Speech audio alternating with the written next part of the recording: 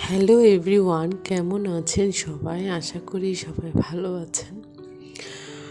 আমি নতুন বাসা শিফট হয়েছি, সেক্ষেত্রে এখন আমি আমার ড্রয়িং রুমটা কীভাবে সাজিয়েছি সেটা আপনাদের দেখাবো। এটা হচ্ছে আমার পুরনো ড্রয়িং রুম, মানে যখন ফার্নিচার ছিল না। আর এটা হচ্ছে যে আমি নতুনভাবে সাজিয়েছি। এটা একটা গ্রিন কালারের ওয়ালমেট বানিয়েছি দেওয়ালে।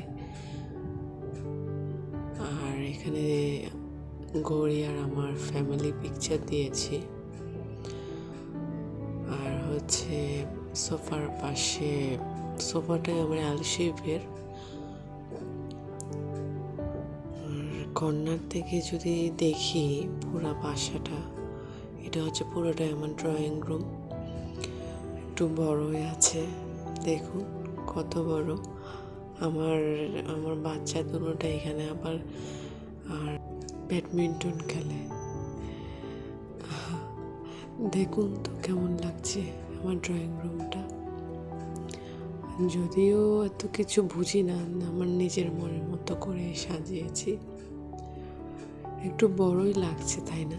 ফার্নিচার একটু কম লাগছে। এগুলো হচ্ছে আমার আগের ফার্নিচার। আসলে বড় বাসায় আসলে না নতুন নতুন ফার্নিচারের প্রয়োজন হয়। আর এটা হচ্ছে যে আমার লাভিং বুদ্ধ, যেটা আমার প্রসপারিটির জন্য রেখেছি।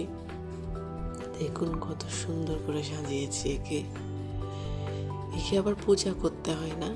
একে যেমন ধরেন একটু যত্ন করলে, পরিষ্কার রাখলে চলে।